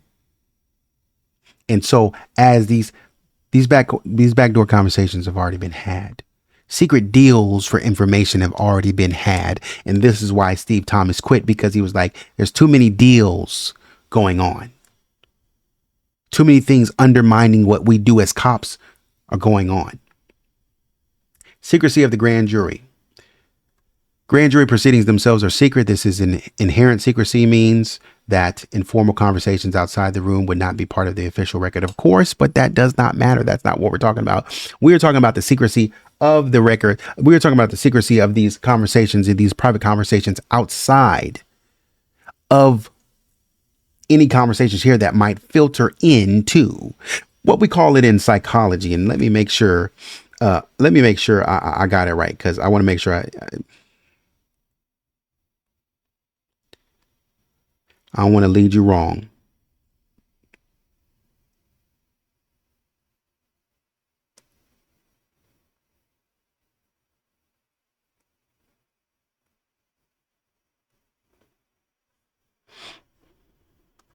That's what I want to find. I want to find the relationship between incidental and integral emotions.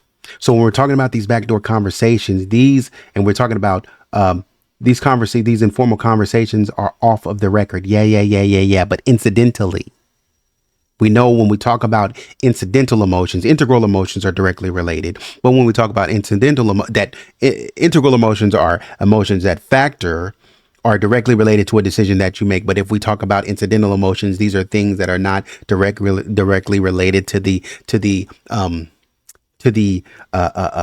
decision that you're making. Right. So whether it's positive or negative, has nothing to do with your decision, but it has an impact. Oh, I made this decision in a positive way. Normally I wouldn't give away $50. You know what I mean? But I'm feeling good. I just got this new job. And so I'm feeling good. And you know what? I'm just going to give $50 away or something like that. And why are you giving it to this person? I mean, just giving it to anybody. You know what I mean? I'm not really trying to. It's just because I'm happy. You know, so this by incident is what I'm trying to say. By incident, I just happened to just give $50 away. You know what I mean? But integrally though, if I say, you know what, I want to go out and be a good person, has nothing to do with anything. I want to go out and I want to help people. So I'm going to this guy and I'm giving him $50 and I'm looking him in the eye and I'm saying, hey, take care of yourself. You know, I just wanted to give this to you. I hope you're able to use it. I hope it helps you.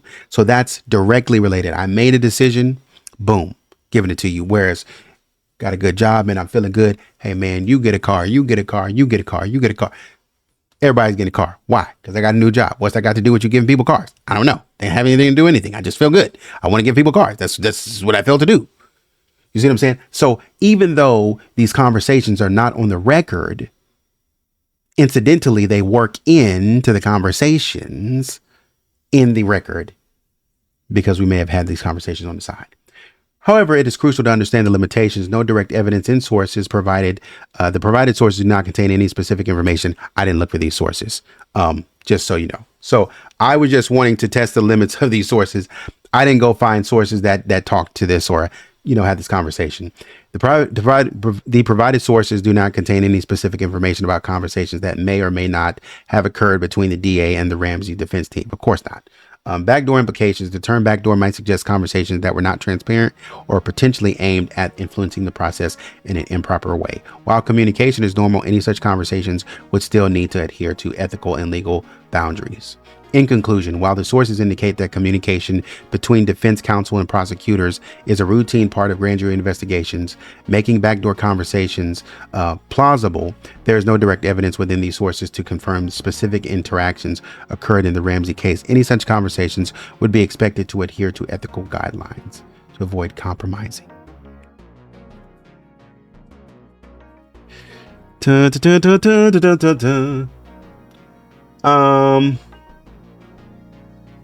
Yes. One more thing. I wanted to talk a little bit about the grand jury and some of the jurors speaking out. Multiple sources, including members of the grand jury, have now confirmed the Daily Camera what Hunter did not say that day. The grand jury voted to indict both John and Patsy Ramsey on charges of child abuse, resulting in the death in connection with the events of Christmas night 1996, but Hunter refused to sign the indictment, believing that he could not prove the case beyond a reasonable doubt.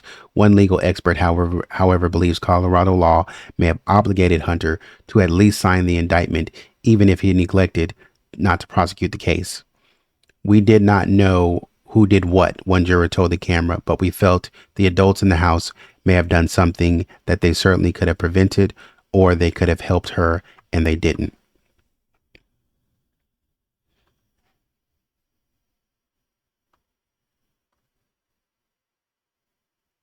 This is, they reached out to Alex Hunter, and it says Hunter, who left office in 2001 after 28 years on average. District attorneys, from what I researched, from what I looked at, district attorneys spend about 4 years in office. Hunter spent 28.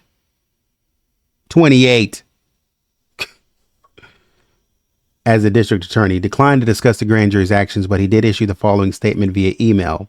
Colorado statutes and ethical canons, which govern the practice of law, and Boulder District Court's oaths, instructions, and orders in the JonBenet Ramsey grand jury proceedings are well established and absolutely clear with respect to the various participants' legal obligations, duties, responsibilities, including the inviolate secrecy of the proceedings and the differing burdens of proof applicable to jurors and prosecutors. As the duly elected district attorney at the time and as officer of the court then and now, I must respectfully decline further to comment. Beckner said the same thing. So basically, like I said then and I said now, I ain't got to tell y'all nothing. Get up out my face. Somebody did something pretty horrible. Jurors confirming the vote to the camera, who agreed to talk only on the condition of anonymity, nevertheless acknowledged continuing uncertainty about what really went on in the middle of the night in the house. It's still unresolved when one juror said somebody did something pretty horrible that wasn't punished. I'm not saying that I am at peace, but I had sympathy for Hunter's decision. I could see the problem that he was in. I could understand what he was doing. So we know that he has the ability to maneuver the situation. He has the maneuver to, yeah, but he has the ability to do all that in front of their faces. So like, oh man, you are really in a conundrum, Alex. You are really going through it. The Ramseys and now their adult son, Burke, were exonerated in the case in July by Mary Lacey, also known as Mary Keenan. Samples from the, using updated samples of DNA from JonBenet's clothing, although numerous prosecutors labeled her doing so as both unusual and questionable. Former Ramsey attorney Morgan, however, said in the intervening years, the techniques for retrieving and testing DNA improved to the point where it conclusively demonstrated the Ramseys' innocence. No, it didn't. Still, one juror who spoke with the camera expressing a feeling of still not being completely reconciled with Hunter's decision. But the juror added that perceiving that it would be a difficult case to try, Hunter's declining to sign the indictment, also known as a true bill, was understandable. And the juror said, I think I did believe that they would get more evidence and figure out who did it. This is the key phrase. So the intent of what the jurors did was they said, okay, we're exhausted.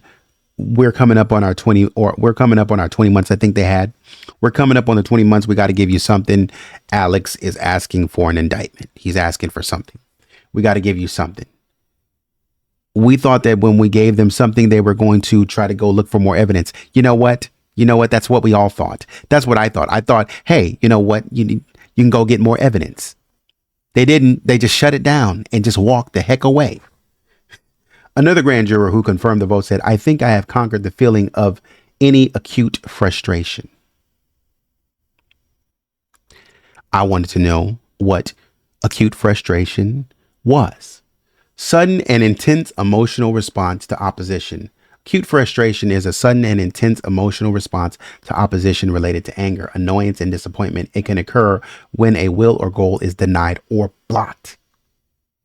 This juror is saying, I felt that my will or my goal was denied or it was blocked.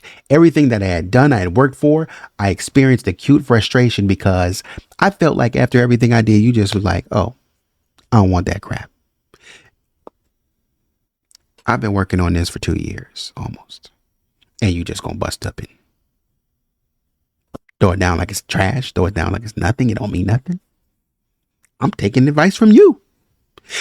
You crafted the narrative for us and we listened to you and we came out with an indictment. After all the way that you crafted it, we still came out with an indictment. What? You presented the evidence, you advised on the jurors, you picked us. And somehow, some way, according to what you presented, we still came up with an indictment. You're supposed to be trying to use this as an investigative tool so that you can almost, as the article said, almost certainly guarantee that we're going towards an indictment. You pulled us toward an indictment. But as Fleet and Priscilla questioned, why did you pull us toward an indictment? Did you pull us toward an indictment so that you could further investigate the case? Clearly not. We see that you didn't, because everything after that grand jury, it took the steam out of the case. Say I'm lying. Took the steam out of the case. People were like, where do we go from here? Not used as an investigative tool. Judith, Fleet, Priscilla all accused you of being biased and not taking the bull by the horns.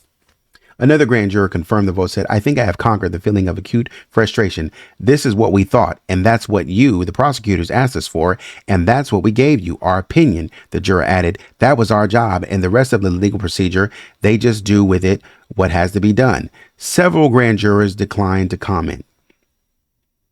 So we can talk about not enough evidence, all such as that.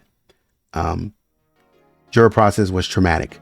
The grand jury process is predicated on a veil of secrecy such that Hunter, in his news conference at its conclusion, said, under no circumstances will I or any of my advisors, prosecutors, the law enforcement officers working on this case, or the grand jurors discuss grand jury proceedings today or ever.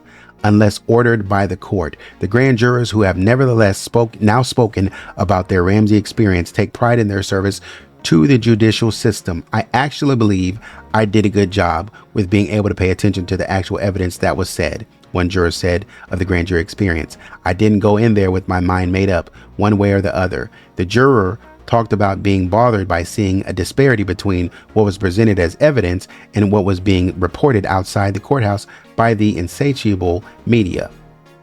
There's a disparity between what I see here and what I see on the news, what I see in the media. So the media is coming up with a bunch of stuff, but I'm not seeing all of that. There's a disparity here. I'm seeing this on the news, insatiable.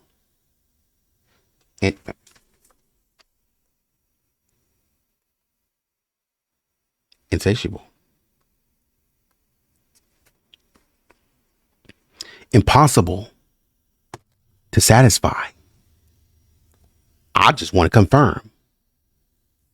Impossible to satisfy. That's an appetite that's impossible to satisfy. They can't get enough. And the point that I'm trying to get at, the news media kept coming out with information. They said, we can't get enough. We got to have more. We want more on the Ramseys. And this juror is saying there's a disparity. But the disparity is on the side of what the prosecutor is presenting, because the media is insatiable. The media can't get enough. The media is presenting everything. But I don't see any of that in the DA's presentation. I'm confused. I'm bothered. This is what the juror said. I'm bothered by that. One juror said, I have acute frustration. It almost seems to me like your hands are tied a little bit, don't it? Seems like your hands are tied just a little bit, don't it? Yeah. That's what we've been saying. And look, somebody completely different is coming up saying my hands are tied. I'm seeing a disparity between what's here in front of me and what I see on the media. And I'm wondering why we can't see that. And I'm probably like, can we not see it? But the DA is like, oh, just listen to this. Oh, please. Jurors, even in routine cases, are typically cautioned to avoid media coverage. And the juror said that was the case with the Ramsey grand jury, but only at first. Later on, they came back and they said, look, we can't tell you what to watch and what not to watch. We know it's 2 years in. We know you're going to see it, but just try to keep your mind on what's here being presented. You're adults, but try to keep your mind here on what's presented. Don't talk about it with your family. And they talked about, man, I got in some fights with my families, but I was supposed to be paying attention on to what was going on in the room. I couldn't, even though I did see it, I didn't, is essentially what's being said. One juror says it was pretty traumatic. It was a horrible event, and to really have to delve into all of the evidence and know what happened and get the details was difficult. Another juror commented on the fears that family members might disown them over their refusal to discuss ongoing work with relatives. But that juror was honored to be a part of the process. I thought and believe that they were presenting all of the relevant information we needed to make a decision like that. And that's all we did, said the juror. As for Hunter's decision not to go forward with the prosecution, the juror said, that's the way it goes. I don't have any thoughts on what should or should not have been done. That's why we, the people, put him there. Alex Hunter was and is a very, very intelligent person. It was interesting and rewarding being part of the legal justice system. And I think that's okay. In my first term, blah, blah, blah, blah, blah, blah, blah, blah, blah, blah, blah. A juror reflecting on the grand jury experience, and I'm just touching on the grand jury part.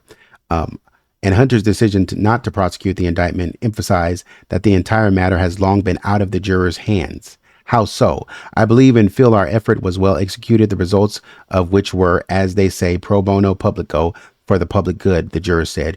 You say, our job was well done. We gave them an opinion. What happens after that? We went through all that, and you find out that the bottom line was that the district attorney felt there wasn't enough evidence to proceed with any further effort in this regard. Can he do that? Yes, he most certainly can. What happened after that? We went through all that, and you find out that the bottom line was that the district attorney felt that there wasn't enough evidence to proceed any further.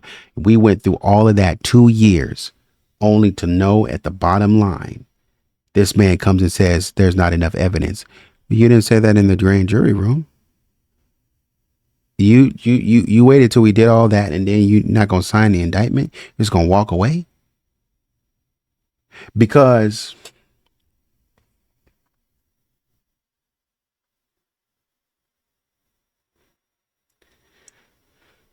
Alex Hunter's role in the JonBenét Ramsey case. Alex Hunter, the former Boulder County District Attorney, faced media, public, and law enforcement pressure while handling as complex a case as the 1996 murder of JonBenét Ramsey. Hunter's early reluctance to accuse the Ramsey family defined his tenure. He thought an intruder did it. He disagreed with the Boulder Police Department, which initially suspected the Ramsey family. His case management was criticized at the time. Critics alleged that Alex Hunter may have been too sympathetic to the Ramsey family, delaying important decisions. However, supporters say Hunter's broader perspective was needed for a fair investigation. His actions ultimately shaped public perception of his career and the investigation. Some Boulder police people thought they knew who did it, and some of my people were convinced that it was an intruder.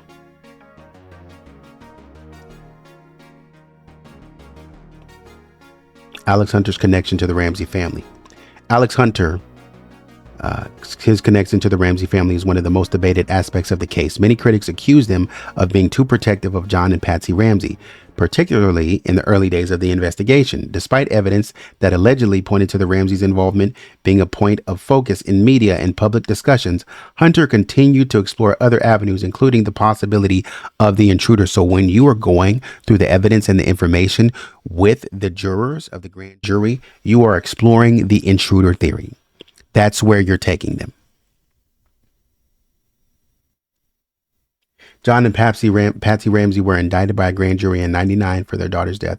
Hunter dropped the charges and said he did not have enough evidence for proving guilt beyond a reasonable doubt. Despite the grand jury's vote, his decision not to charge the Ramseys raised questions about his objectivity and relationship with the family.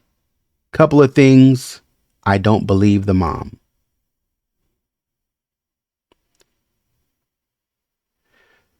There was a lot of tension between Alex Hunter and the local police during the investigation into JonBenét Ramsey's death. While Boulder police were focusing on the Ramsey family, Hunter was determined to look into the possibility of an intruder. He even bought his own investigators to back up his theory, which some thought hurt police's work. Hunter's critics believed that the case didn't move forward because he kept focusing on the intruder theory. The investigation was made harder by the fact that there was tension between the DA's office and the police. Meanwhile, those in support of the former DA reportedly opined that he had to take this stance in order to keep an open mind because the case was so complicated. Okay. He retired in 2001, 30 years after, as the district attorney. And this is the final thing I wanted to say. Going back to the article. JonBenét Ramsey, grand jury voted to indict, but DA refused to prosecute. Boulder Daily. Wise, Hunter's former top assistant, defended the ultimate decision not to press forward, in part because prosecution would have been difficult with two defendants. When you have a true bill that says two people were involved, but it doesn't say what the involvement of the people was, all a good defense attorney has to do is separate their trials, and all of a sudden you got nothing. Wise said, you're operating under the theory that two people might have been responsible for the death, and when you separate them, you don't know which of the two people was responsible for what. And so I thought it was the right decision. More recently, Boulder prosecutors were successful in prosecuting. Boulder prosecutors were successful in prosecuting a high-profile child abuse resulting in death case. Alex and Molly Midyet of Louisville were indicted by a grand jury and tried in the death of their infant son, Jason, who died in 2006. Both were convicted, although Alex Midyet was found guilty of the lesser charge of criminally negligent child abuse, which is a class 3 felony. So that's what we were talking about. That's what John and Patsy fell under, the class 3. Wise acknowledged that in Hunter's time in office, felony trials were not routinely pursued, and rarely did one go forward if the evidence was shaky. Absolutely, Wise said. This is the way we operated in that office for years and years and years. We never steamrolled ahead on a case that has less than adequate evidence to at least have a feeling that you can get a conviction. If that feeling didn't exist, we didn't file the case. We never steamrolled the case. Didn't seem like y'all was pushing forward with anything, but it's weird that right after, and I love that they did this right after, y'all were like, oh no, we when you to see the problem is, okay, you about to tell me some nonsense. The problem is we do this, then we can't, we can't do it, and it becomes a problem. Okay. I think I hear you. I think I understand you. Yeah, but I guess what I'm saying is there was a case with the class 3 felony where they did separate the parents. So what was different? Oh, but you know what? I get all that. We did do that successfully. Yes. You're right. We did find a way to do the very thing that Alex Hunter said was difficult and shaky and that we couldn't do. Yes, we did find a way to do that. However, you just got to know it was the times. Oh, yes. The good old boy system is what you're telling me. I know this was long, but I didn't really want to go through all of this at one time. But I had to get it all out there because it was rolling. I was like, man, I'm going to save this for later. It's going to be too much. But it just hit at the right time. I'm sorry. Please forgive me. But anyways, like, share, subscribe. Let me know what you think in the comments. You always do appreciate it. Looking forward to your feedback. Join the community. Trying to build a community. Got 2 members.